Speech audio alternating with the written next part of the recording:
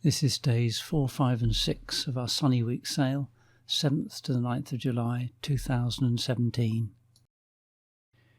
We went from Portland to Studland to Mupe, and then from Mupe back to Portland again. The first day we left the marina, went out through the eastern entrance, but there wasn't much wind, so we did quite a bit of motoring. But a couple of hours out, a bit of wind picked up, so we were able to sail quite nicely, keeping off St Albans Head to avoid any tidal race there, but unfortunately turned a bit too close in from there on, but eventually made it safely into Studland Bay. The second day we left Studland, had a nice gentle potter along the coast, keeping quite close in. Actually went quite near St Albans Head without any problems, and then had the most delightful sail all the way to Barrow Bay before turning in and anchoring up in Mupe. The third day we left Mupe and had a very, very gentle sail westwards back along the coast. Of course there wasn't much wind, but it picked up a little bit later and we had quite a nice beat back through the northern entrance before turning down towards the marina and arriving safely back. This is the first day, very, very calm but nice and sunny.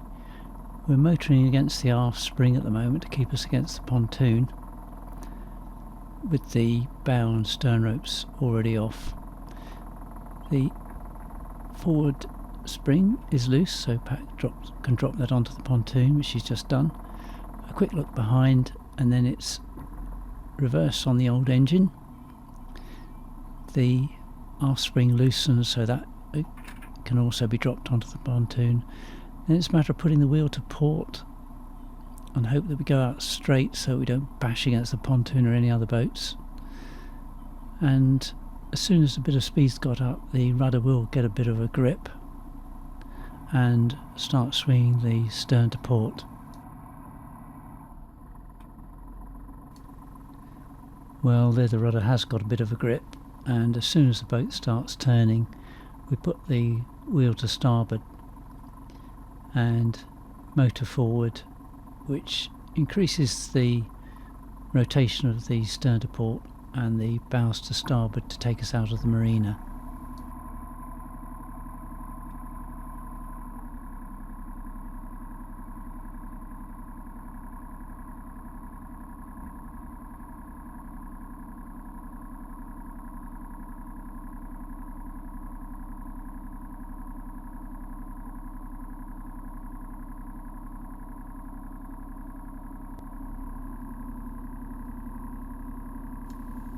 We're now out of the marina and heading towards the eastern entrance, but when we left we found this boat had been anchored up in the harbour overnight in a most peculiar position. Shouldn't have been there, probably against all Portland port rules. But anyway, that's boating for you. And I think we sort of looked at each other and thought, what on earth are they doing there? But there you go. The sun was pretty low, it's fairly early in the morning, and when it's like that and reflecting off the sea, it's really quite a strain on the eyes.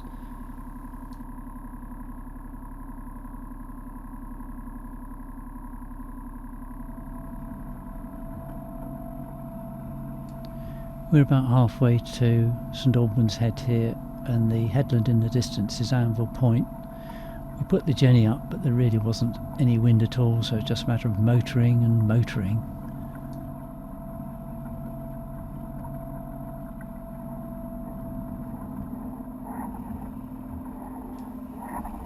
The wind got up a bit from the south, but actually there wasn't enough to push us along, so we're still motoring. Pat's jumping up and down there trying to keep fit. Not much else to do, and I'm slaving away, leaning on that cushion, keeping a lookout for other vessels and lobster pots. They really are a pain. There are so many of them around, and they can get caught round propellers, which is not good news. As we rounded St Albans Head, the wind swung round to the northwest and had a lovely beam reach, heading towards Anvil Point, where we were expecting the tides to be fairly neutral, but actually that wasn't the case. When we got there, the tide was about 3 knots against us, and although we were doing maybe 8 or 9 knots through the water with the engine going flat out and the sails actually full of wind, we were only making about 5 knots over the ground.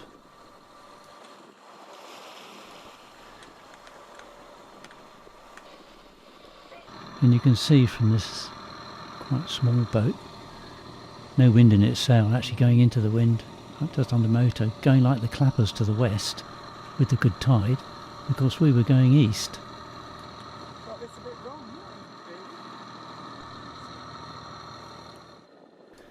And as we turned north we passed this race which was just down tide from a shallow bit of water called Peveril Edges, with the red port hand mark at the end. We still had very strong contrary tide, and it was quite rough and actually turbulent. The boat was swinging around all over the place.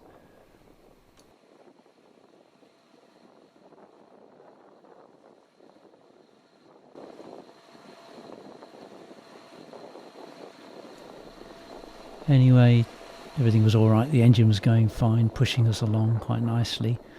We had a very strong wind right behind us then, keeping the mainsail very tight and pushing us along, so we didn't really have any worries at all, and we knew that in due course we'll have passed Old Harry Rocks there on the left to turn into Studland Bay, where there'd be no tide and probably less wind because it's very sheltered in there really.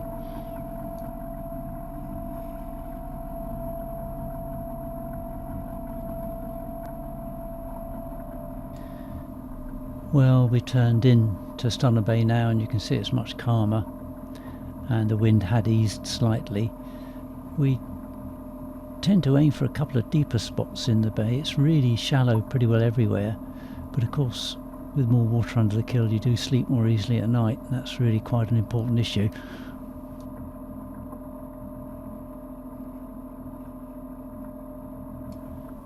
Before we anchor we obviously need to drop the mainsail, so it's a matter of putting the engine in neutral, slowing ourselves down, glancing around to make sure we don't turn into anybody's path, and turn into the wind. And when we drop the main, what we do, we take up the slack with a couple of turns around the winch, and then release the main halyard clutch, and then let the main drop all by itself straight into the lazy jacks, and with good luck it drops the whole way like it has done here. With the main down and safely anchored up, Pat went down to the galley to prepare a super meal. Okay, Mrs. B, what are you cooking? We're having a variation on Spanish omelette with some olive and tomato, quinoa with brown rice, with some extra red pepper and sweet corn, and it's going to be a Spanish omelette with that. And we've got that because I think we'll need filling. And tomorrow we'll be eating the skipper because we'll have run out of food.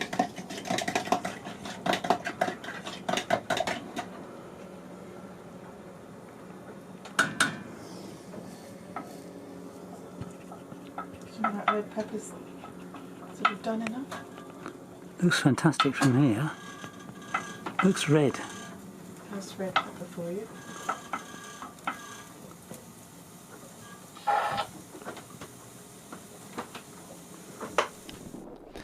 Anyway, that was a lovely meal, but it was still very windy, 17 knots, and this bee landed on the boat for some reason.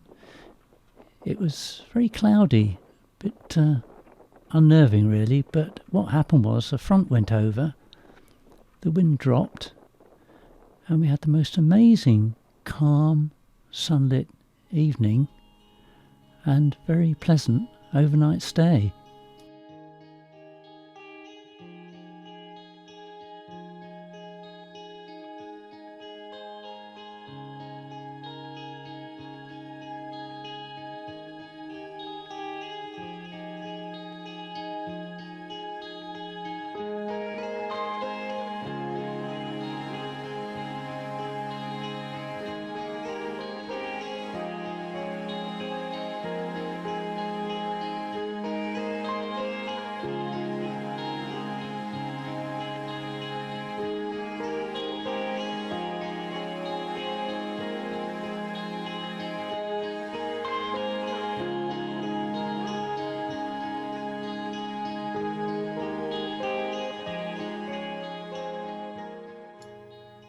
It was a beautiful moonlit night and I was up early to photograph the moon setting. We got the engines going and got the batteries well charged up and got ready to leave our anchorage to go back the way we'd come towards Mupe. First things first, get the anchor ball down, and what we like to do is really rev the engine hard so we've got plenty of current flowing, so that when we use the anchor windlass to get the anchor up it doesn't strain too much. Well, here we are passing Peveril Edge Buoy and it's flat as a mill pond, so we've got the tyres absolutely right there, and they're pretty calm round Anvil Point as well.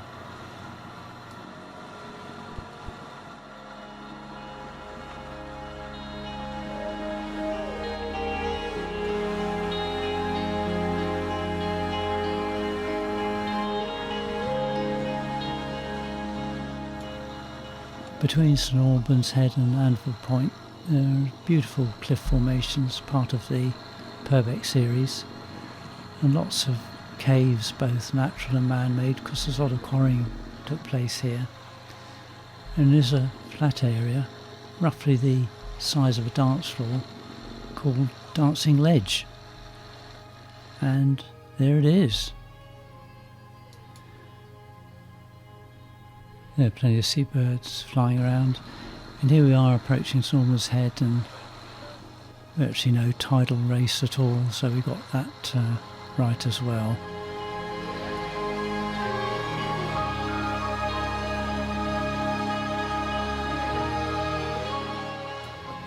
And a big wave to Joanne Clare. The last time we saw her was off Brixham.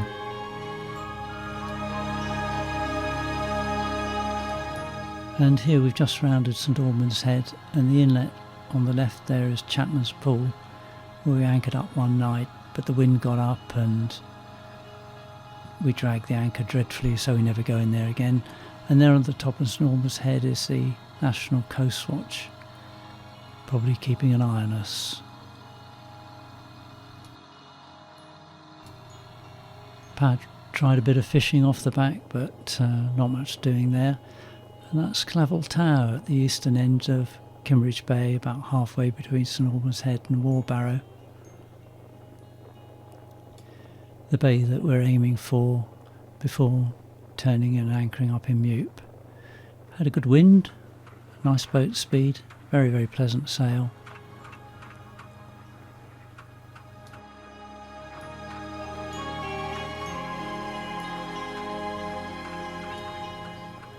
And Pat tried fishing again, but this is when you find out mackerel can't swim at 5.8 knots. So again, nothing doing there either.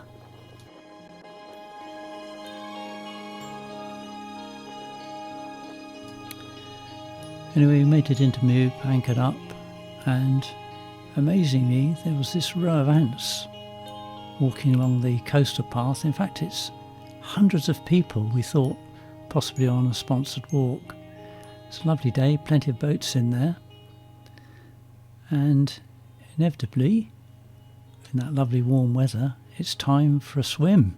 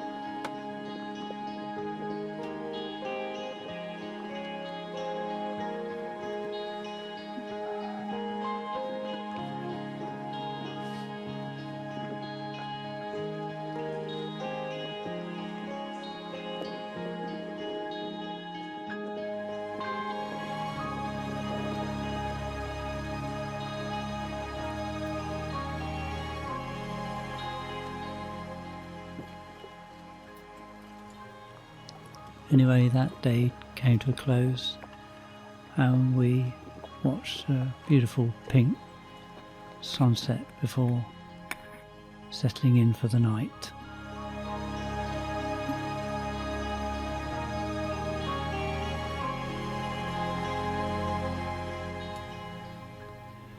However, the full moon is not to be missed, and this is about 2 o'clock in the morning, the moon behind some broken cloud, which actually cleared later, and we had a fabulous view of the moon reflecting off the calm sea, with the flashing light of Portland Lighthouse just visible between the rocks.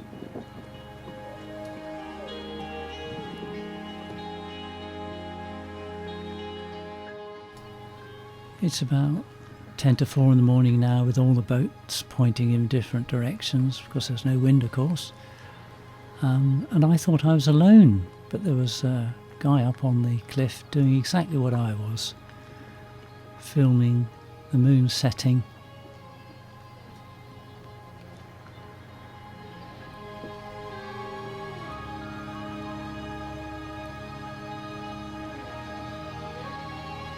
And the sun rising in the east.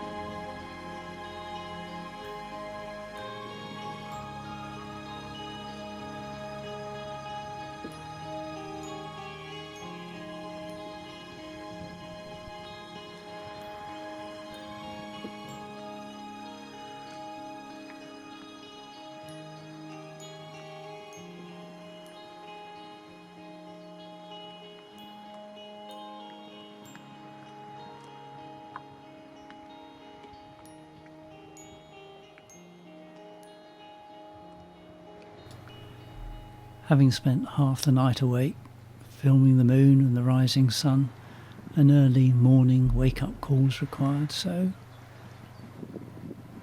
I jumped in, and frankly I don't think there's a better way of doing it.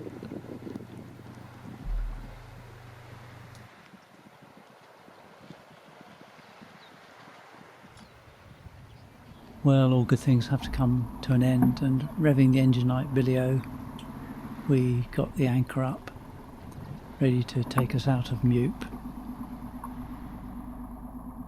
back towards the marina.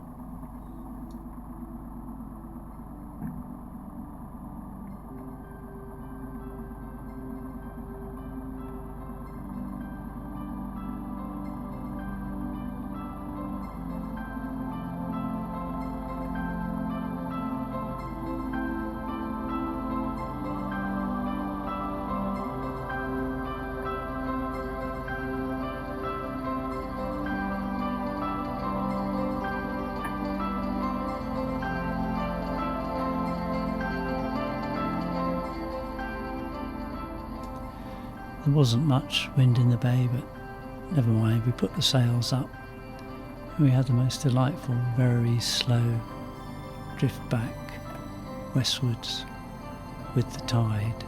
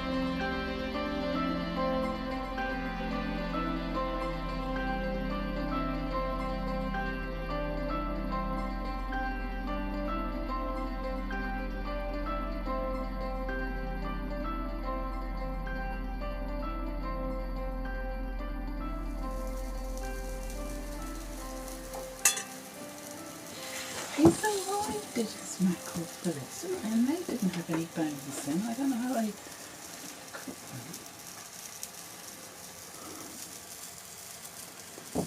Here we are, mackerel fillets and salad. That's the second course.